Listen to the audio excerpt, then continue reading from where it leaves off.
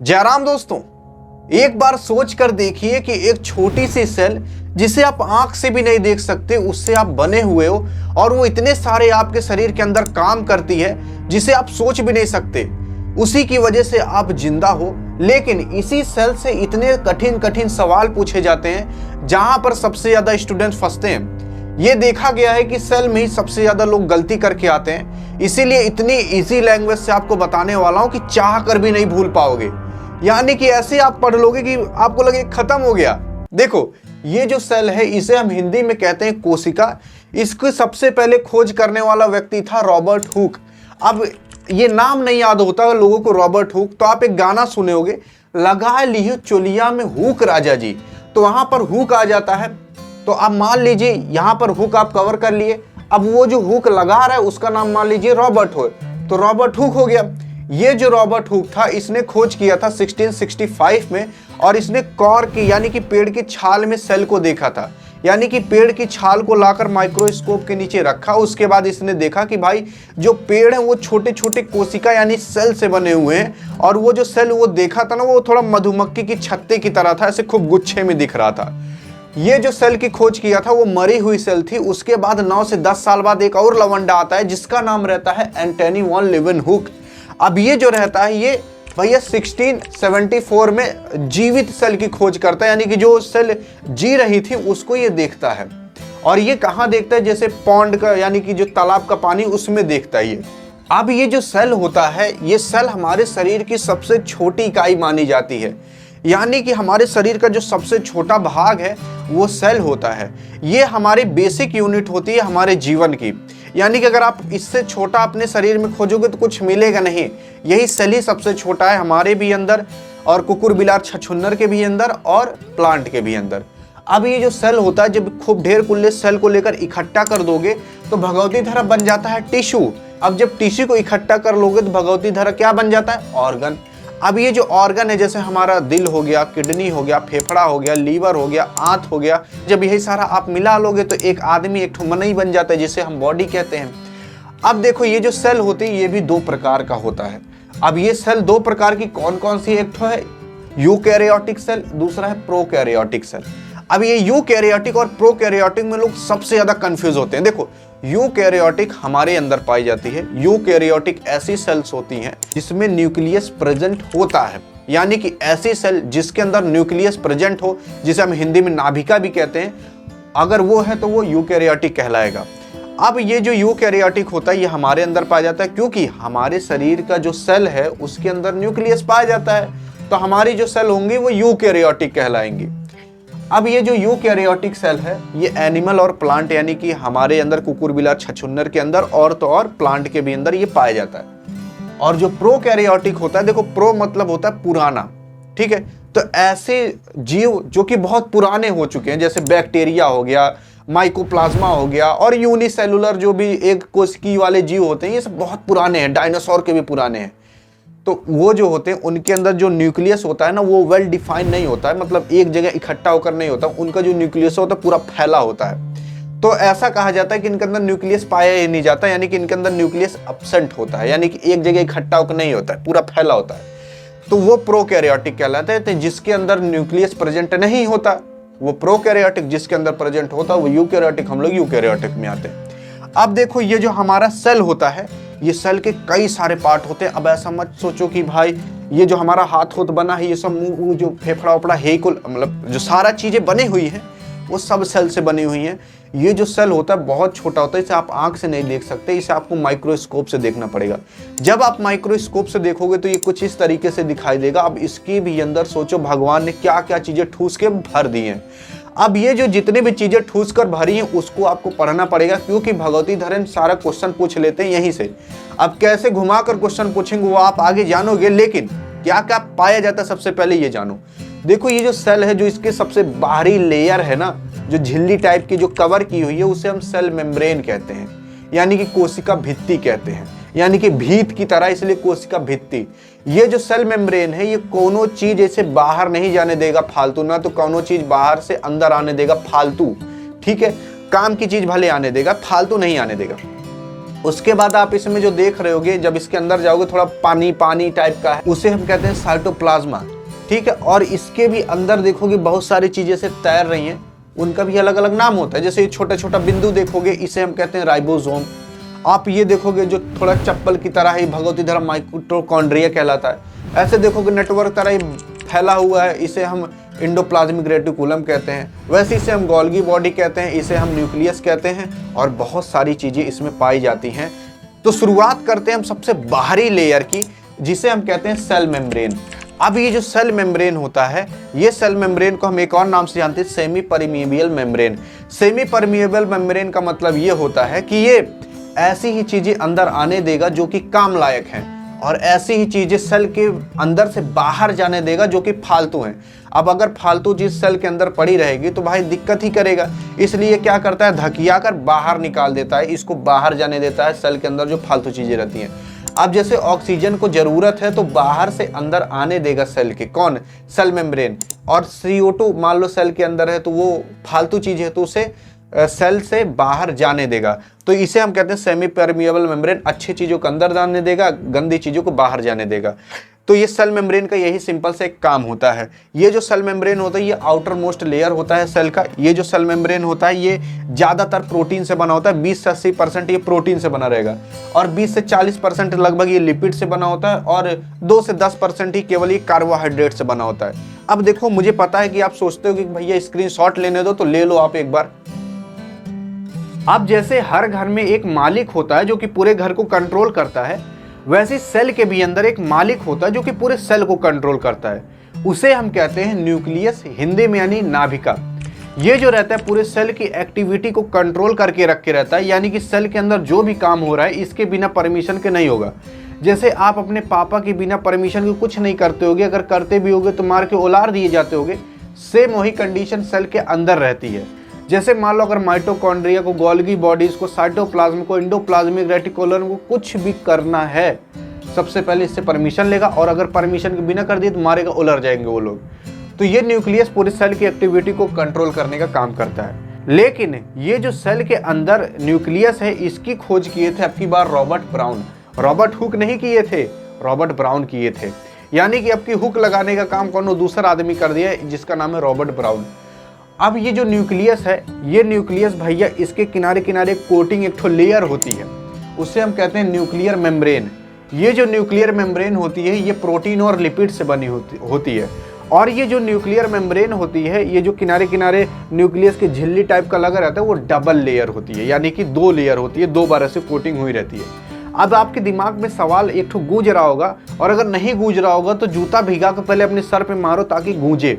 अब ये nucleus membrane दिए क्यों भगवान? जब भाई सेल के किनारे किनारे सेल मेम्ब्रेन दिए तो न्यूक्लियस को क्या देना जरूरी था? अब इसलिए देना जरूरी था, अगर ये न्यूक्लियर मेम्ब्रेन नहीं होता तो पूरा जो न्यूक्लियस के अंदर भरा पड़ा है वो सारा इसे फैल नहीं जाता, इसीलिए न्यूक्लियर मेम्ब्रेन दिया गया है। न्यूक्लियर मेम्ब्रेन से न्यूक्लियस एक जगह इकट्ठा होकर रहता है, और ये न्यूक्लियस मेम्ब्रेन जो रहता है ये साइटोप्लाज्म से न्यूक्लियस को पूरा बचाए हुए रहता है। समझ में? अब ये जो न्यूक्लियर मेम्ब्रेन होता है, यानी कि एनम न्यूक्लियर मेम्ब्रेन, इसका मतलब उसके थोड़ा थोड़ा छेद होता है। छेद क्यों होता है? छेद इसलिए होता है ताकि मान लो न्यूक्लियस को अंदर कुछ ज़रूरत हो तो कुछ जा सके, और मान लो कुछ अंदर से बाहर भेजना हो तो कुछ भेज सके, तो वो छेद इसलिए होता है। अब ये जो न्यूक्लियर मेम्ब्रेन होता है ना, इसके अंदर जो भी चीज़ें भरी हुई होती हैं, जो भी सारा लिक्विड कुछ भी जो भरा हुआ है, उसे हम कहते हैं न्यूक्लियोप्लाज्म। ये जो न्यूक्लियोप्लाज्म होता है भगवती धरा कई सारे चीज़ों से मिलकर बना रहता है, जैसे enzyme, protein, lipids, nucleic acid, mineral, ऐसे बहुत सारी चीज़ों से मिलकर बना होता है। अब ये जो न्यूक्लियस होता है इसके अंदर छोटा सा गोल का देखोगे एक तो चीज़ पाया जा रहा है, जैसे अंडे के अंदर पीला पीला कलर पाया जाता है ना, वैसे न्यूक्लियस के अंदर छोटा सा गोल का पाया जाता है जिसे हम कहते हैं न्यूक्लियोलस। ये जो न्यूक्लियोलस रहता है ये भगवती धरा क्या करता है, राइबोसोम्स और आरएनए बनाने का काम करता है। तो आपके जो सेल के अंदर जितने भी राइबोसोम्स है वो सब किसके माध्यम से बनाए गए हैं? ये न्यूक्लियोलसवा के माध्यम से बनाए गए हैं। और आरएनए किसके माध्यम से बनाया जाता है? उसी न्यूक्लियोलस के माध्यम से बनाया जाता है। अब ये जो न्यूक्लियस है इसके अंदर आप देखोगे न्यूक्लियोलस है, और जो सारा चीज़ें भरी हुई हैं लिक्विड टाइप का उसे हम न्यूक्लियोप्लाज्म कहते हैं। और इसी न्यूक्लियोप्लाज्म के अंदर ये डीएनए और प्रोटीन रहते हैं। ये डीएनए और प्रोटीन, इसे हम एक नाम से और जानते हैं जिसे क्रोमेटिन कहते हैं, क्रोमेटिन मटेरियल कह सकते हो। तो जो भी जो भी न्यूक्लियस के अंदर भरा है उसे आप क्रोमेटिन भी कह सकते हो, वही डीएनए उन्ने को मिला कहा जाता है। अब ये जो डीएनए होता है ना, इसे हमें पूरा नाम डीऑक्सीराइबोन्यूक्लिक एसिड कहते हैं। ये जो डीएनए होता है, अब आप सोचो कि भाई हमारे शरीर के अंदर क्रोमोसोम्स भी होते हैं, यानी कि गुणसूत्र। तो यही जो डीएनए होता है, जब अगर आप ऐसे खूब डीएनए को इकट्ठा करके इसे लाख दबा दोगे ना, मतलब इकट्ठा कर लोगे, उसी को हम क्रोमोसोम्स कहते हैं, यानी गुणसूत्र कहते हैं। और अगर आप इसी क्रोमोसोम्स को फैला दोगे तो वो उसमें से जो धागा धागा टाइप निकलेगा वो क्या रहता है, डीएनए रहता है। अब इसका स्क्रीनशॉट ले लो, नहीं तो हेरा जाएगा, मैं नहीं जानता। तो अब न्यूक्लियस के अंदर आप ये तो जाने कि राइबोसोम्स बनता है। अब लेकिन भगवती धरे ये राइबोसोम्स कैसे काम करता है? तो जो राइबोसोम्स होता है वो न्यूक्लियस के अंदर जो गोल का न्यूक्लियोलस था उसके अंदर बनता था।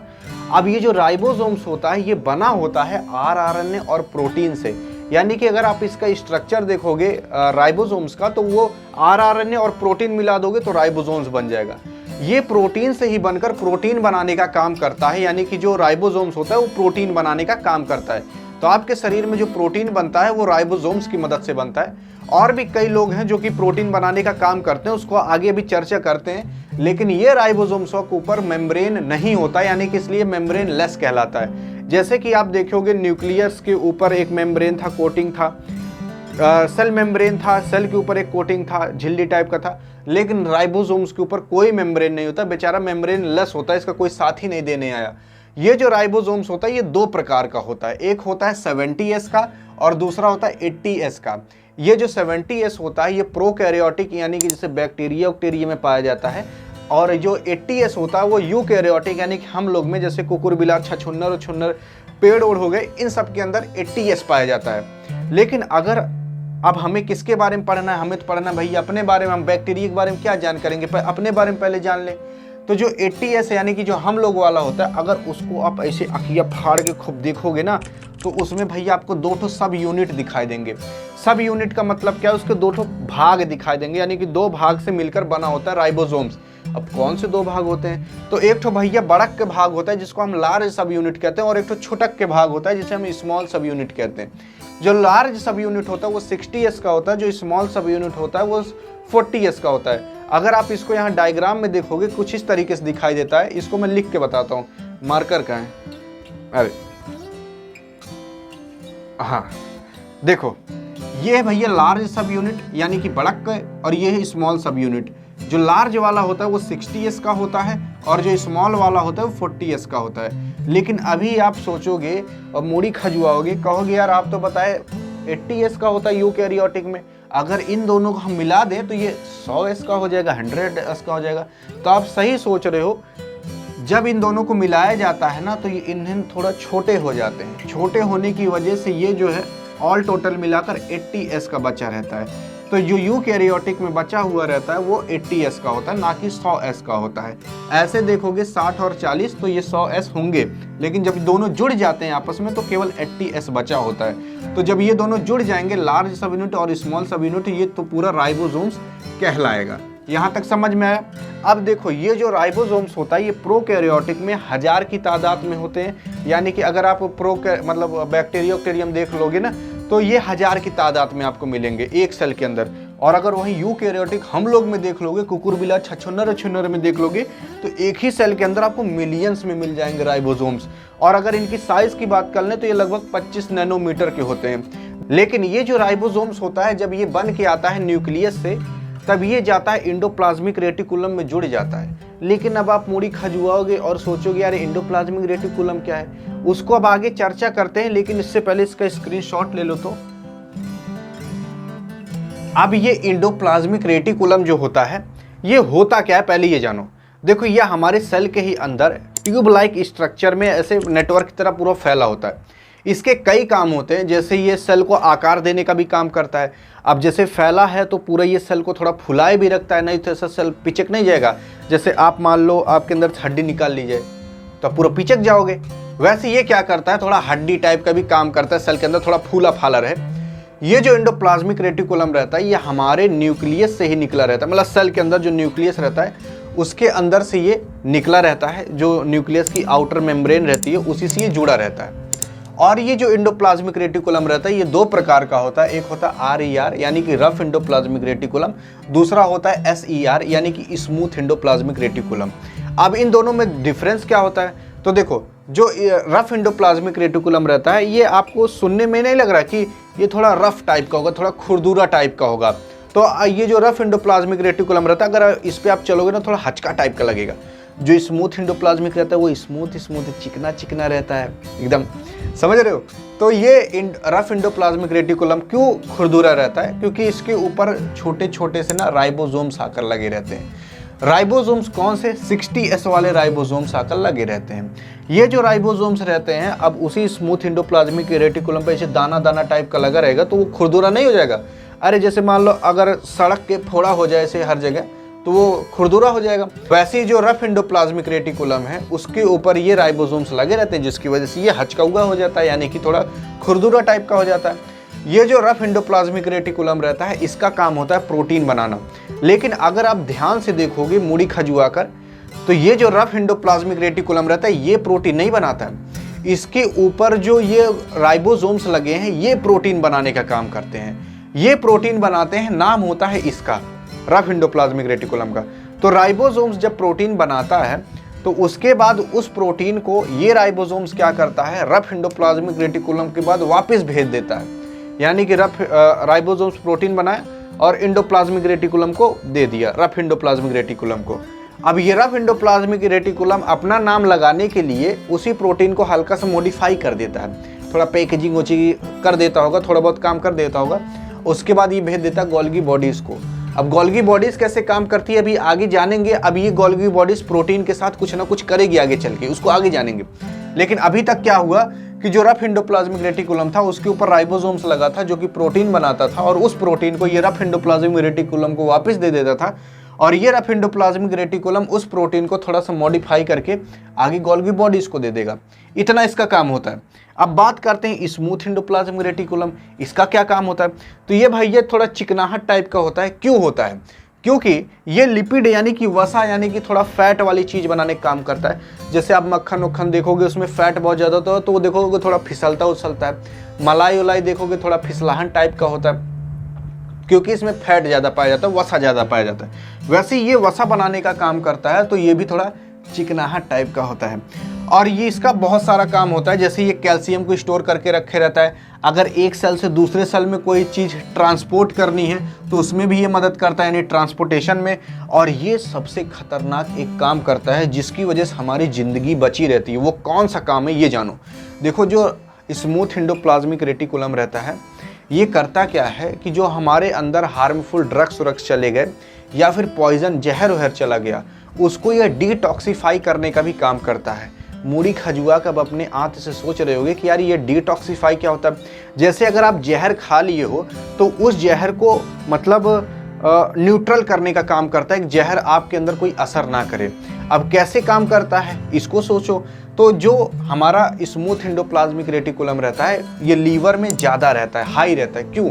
क्योंकि जब आप कोई जहर खाते हो ना तो लीवर में ही जाकर उसको प्रक्रिया किया जाता है कि अगर उसको डिटॉक्सिफाई करना है तो वो आपके लीवर में होता है। इसीलिए जब कोई आदमी जहर खाकर मरता है तो उसका लीवर काट के देखा जाता है कि लीवर में कोई जहर तो नहीं है।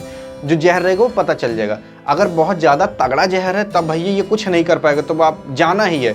लेकिन अगर थोड़ा बहुत जहर आया है तो उसको ये मैनेज कर सकता है। तो ये जो स्मूथ एंडोप्लाज्मिक रेटिकुलम रहता है ये लीवर में हाई होता है।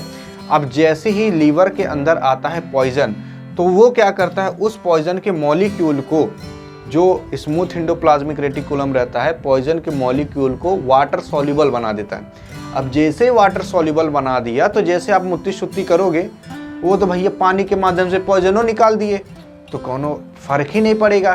तो इसी की वजह से जब आप थोड़ा बहुत जहर वहर खा लेते हो तो आदमी देखोगे मरता नहीं है, आदमी को पता भी नहीं चलता मैंने खा लिया। तो वो जब नहीं मरता तो वो उसके टॉयलेट सॉलिड के माध्यम से निकल जाता है। तो कुछ इस तरीके से आपको ये स्मूथ एंडोप्लाज्मिक रेटिकुलम बचा कर रखे रहता है। इसका भैया गोड़ ओड़ छू लेना ताकि ये आपको हमेशा बचा के रखे रहे। लेकिन अगर आप हचक के पूरा खा लोगे जहर वे तब ना बचा पाएगा।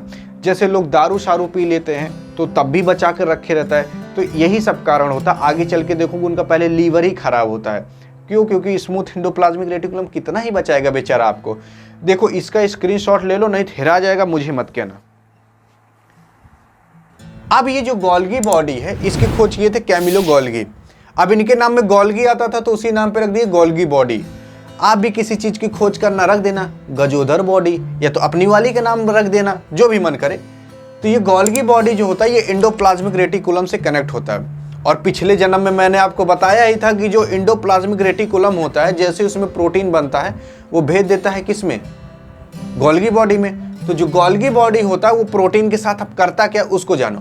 तो वो जो प्रोटीन रहता है और कुछ मात्रा में लिपिड भी रहता है, तो ये प्रोटीन और लिपिड को क्या करता है? फिर से मॉडिफाई करता है।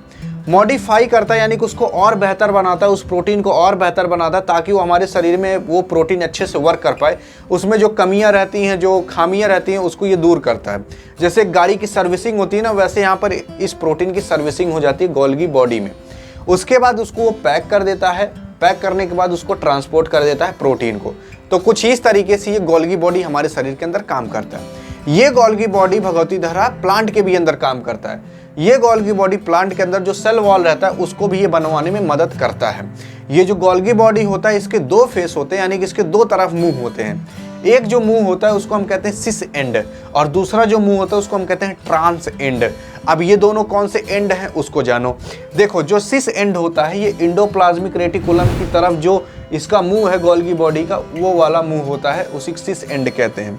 और जो ट्रांस एंड है, ये जो सेल मेम्ब्रेन की तरफ इसका मुंह है उसको हम ट्रांस एंड कहते हैं। तो इसका दो तरफ मुंह है, एक तो सिस एंड, एक तो ट्रांस एंड। तो अब इसका स्क्रीनशॉट ले लो, नहीं तो खो जाएगा, मैं नहीं जानता। अब हमारे सेल के अंदर एक और ऑर्गेनेल्स पाया जाता है जिसको हम लाइसोसोम कहते हैं। जैसे आपके सेल के अंदर mitochondria, endoplasmic reticulum, Golgi body, nucleus ये सारे प्रेजेंट होते हैं, वैसे एक छोटा और चीज प्रेजेंट रहता है जिसका नाम लाइसोसोम होता है। ये लाइसोसोम इतना खतरनाक होता है आपकी सेल के लिए, अगर ये चाह ले तो पूरे सेल को डिस्ट्रॉय करके रख सकता है, और अगर पूरी बॉडी की सेल चाह ले तो पूरी बॉडी की सेल को ये डिस्ट्रॉय करके रख सकता है। और अगर पूरी बॉडी की सेल डिस्ट्रॉय होगी तो हम ही लोग डिस्ट्रॉय हो जाएंगे। तो इतना दम रखता है लाइसोसोम, इसीलिए इसको हम सुसाइड बैग कहते हैं और डाइजेस्टिव सिस्टम ऑफ सेल भी कहते हैं। लेकिन अब आप सोचोगे यार जब ये इतना खतरनाक है ही तो भगवान ने क्यों बनाया ही इसको? तो बनाया इसको अच्छे काम के लिए, लेकिन कभी कभी इससे खराब काम भी हो जाते हैं। कहाँ पर कैसा होता है इसको जानो। देखो जो लाइसोसोम होता है इसको डाइजेस्टिव सिस्टम ऑफ सेल इसलिए कहते हैं क्योंकि ये डाइजेस्टिव एंजाइम अपने अंदर बहुत खतरनाक वाला रखे रहता है। ये इतना खतरनाक रहता है कि पूरी सेल को डिस्ट्रॉय कर सकता है। और ये जो डाइजेस्टिव एंजाइम है इसका नाम होता है एसिड हाइड्रोलेज। ये क्या करता है? ये डिस्ट्रॉय करने का काम करता है। अब क्या चीज़ डिस्ट्रॉय करता है? अब देखो भगवान ने बनाया तो अच्छे काम के लिए बनाया होगा, क्योंकि भगवान ने भी हमें MBBS करके ही बनाया होगा। देखो इसको भगवान ने इसलिए डाला है क्योंकि जो हमारे शरीर की जो सेल है उन सेल के अंदर अगर मान लो कोनो अनवांटेड गार्बेज आ जाता है, कोनो कूड़ा कबाड़ा आ जाता है जो कि हमारे सेल के लिए ज़रूरत नहीं है तो उसको क्या करता है? ये लाइसोसोम डिस्ट्रॉय कर देता है, ख़त्म कर देता है, उसको ये खा ले जाता है, यानी कि भक्ष्य कर ले जाता है, अपने अंदर वो निकल ले जाता है। इसके अंदर इतने खतरनाक एंजाइम रहते हैं, हल्का सा एंजाइम ऐसे छुआ देता है ना तो वो गार्बेज वहीं ख़त्म होकर रह जाएगा। तो यही काम होता है इसका। कभी कभी क्या रहता है कि ये सेल को भी डिस्ट्रॉय कर देता है लाइसोसोम। कैसे डिस्ट्रॉय करता है? अगर ये सेल के ही अंदर लाइसोसोम फट गया तो इसका जो पूरा अंदर का एंजाइम है डाइजेस्टिव वो पूरा सेल के अंदर छितरा जाएगा। तो जैसे ही पूरा सेल के अंदर छितरा है ना तो पूरी सेलें डिस्ट्रॉय हो जाएगी, इतना खतरनाक इसका एंजाइम रहता है। अब आप सोचोगे ऐसा किए क्यों भगवान?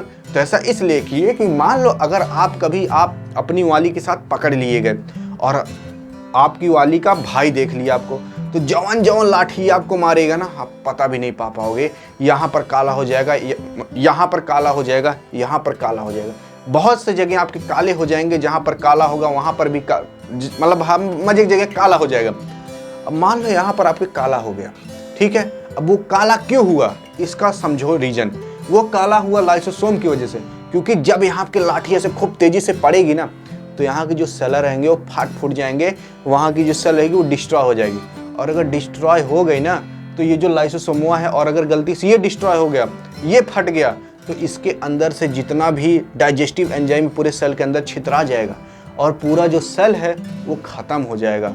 यानी कि पूरा सेल जल जाएगा। तो जब जल जाएगा तो यहाँ पे काला हो जाएगा। तो वही जब आप डॉक्टर के पास जाओगे, डॉक्टर कहेगा यहाँ गर्म पानी सेक लो। जब गर्म पानी सेकोगे ना तो और आरे किनारे जितना भी सेल हैं वो थोड़ा एक्टिवेट होंगे, तो वो देखेंगे अरे और बगल वाली हमारी सेल मर गई है।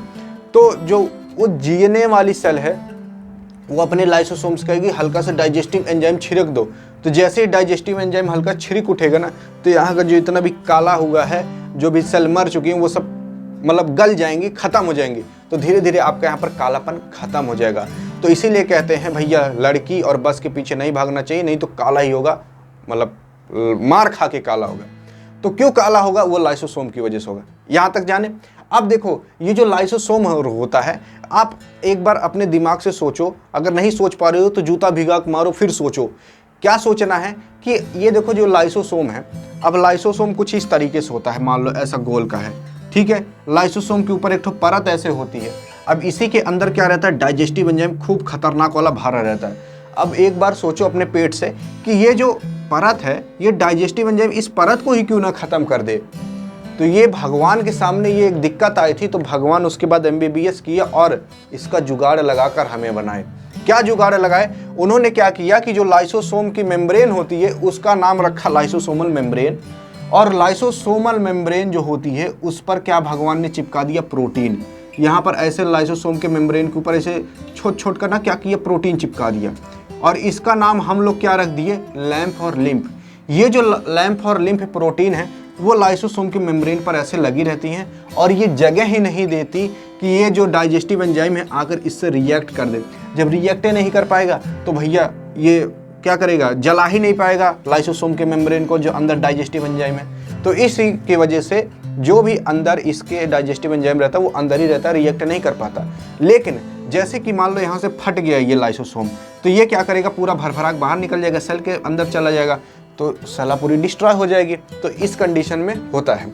अब देखो ये जो लाइसोसोम रहता है, ये लाइसोसोमल मेम्ब्रेन क्या करता है, लाइसोसोम को प्रोटेक्ट करने का काम करता है, ठीक।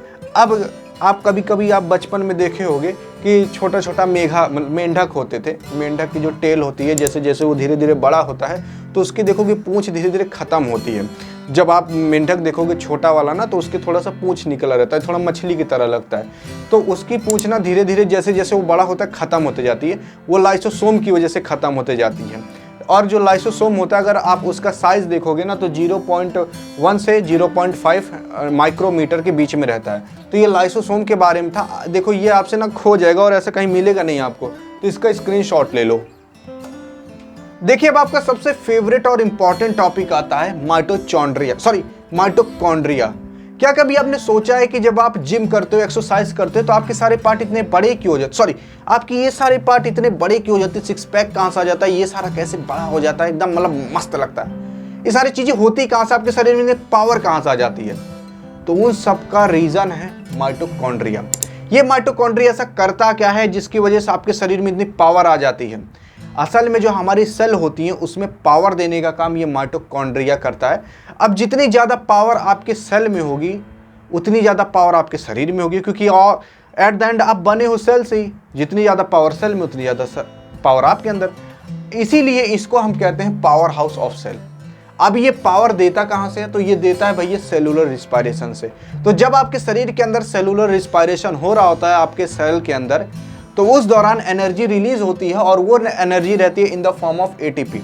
लेकिन अब आप मूड़ी खजुआ के अपने किडनी से सोचोगे कि यार ये सेलुलर रिस्पायरेशन क्या होता है, कि जब हम सेलुलर रिस्पायरेशन जानेंगे तभी तो जान पाएंगे कैसे एनर्जी रिलीज होती है। तो इसके बारे में मैंने आपको रिस्पायरेशन वाले टॉपिक में पढ़ा रखा है कि किस तरीके से सेलुलर रिस्पायरेशन होता है। यहाँ पर अगर पढ़ाने लगूंगा ना तो शायद गुड़ का गोबर हो जाएगा। तो उसकी बात छोड़ते हैं, बस इतना जानो सेलुलर रिस्पायरेशन होता है, उससे एनर्जी रिलीज होती है और आपकी ताकत मिलती है। ये सब माइटोकॉन्ड्रिया कराता है। अब देखिए जब आप एक्सरसाइज करते हो तो ऐसा क्या हो जाता है आपके शरीर के अंदर जो आपका एकदम मजबूत हो जाता है, हाथ होत। कैसे क्या होता है? देखो जब एक्सरसाइज करते हो ना, तो जिस पार्ट का एक्सरसाइज करते हो, जैसे इस पार्ट का कर रहे हो, तो यहाँ पर जो माइटोकॉन्ड्रिया की तादाद रहती है, जितने नंबर रहते हैं वो इंक्रीज हो जाते हैं। और जब ये इंक्रीज हो जाते हैं तो क्या होता है कि जो माइटोकॉन्ड्रिया इंक्रीज हो गया तो वहाँ पर एनर्जी ज़्यादा बनेगी, क्योंकि माइटोकॉन्ड्रिया ज़्यादा तादाद में है। तो जब आपके यहाँ पर बॉडी आ जाती है तो यहाँ पर जान जाओ माइटोकॉन्ड्रिया की तादाद बढ़ चुकी है। तो जितना ज़्यादा आपके शरीर के अंदर माइटोकॉन्ड्रिया होगा उतनी ज़्यादा आपके शरीर के अंदर ताकत होगी। इसीलिए कहा जाता है कि आप एक्सरसाइज करो। अगर आप एक्सरसाइज करोगे तो माइटोकॉन्ड्रिया की तादाद ज़्यादा होगी, और अगर ज़्यादा होगी तो आप ज़्यादा जोशीले रहोगे और पढ़ाई अच्छे से कर पाओगे।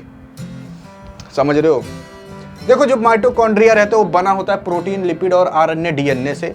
इसके पास खुद का डीएनए होता है जिसकी वजह से ये खुद को सेल्फ रेप्लिकेट कर सकता है, क्योंकि इसके पास खुद का डीएनए होता है बेचारे के पास।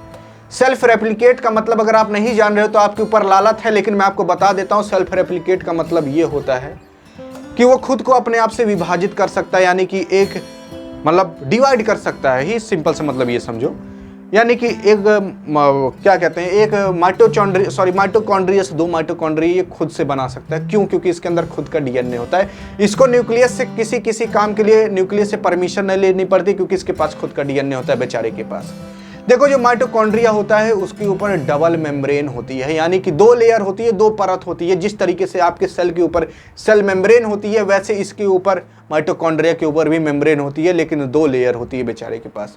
2 लेयर कौन कौन सी होती है? एक लेयर होती है आउटर मेम्ब्रेन, दूसरी लेयर होती है जो अंदर की तरफ होती है, उसे कहते हैं इनर मेम्ब्रेन।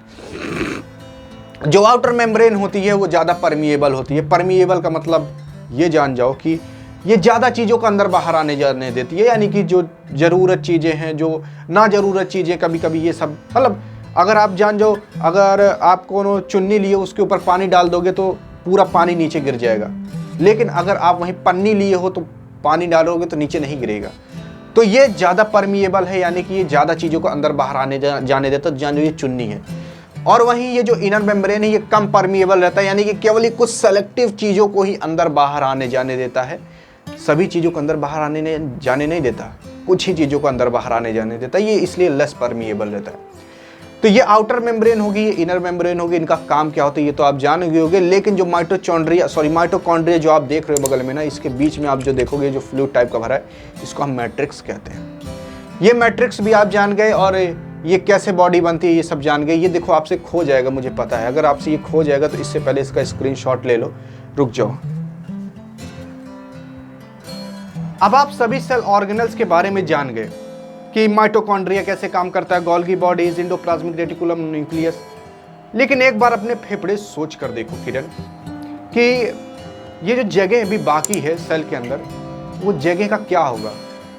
तो उसको भरने के लिए भगवान ने क्या किया, साइटोप्लाज्म डाल दिया।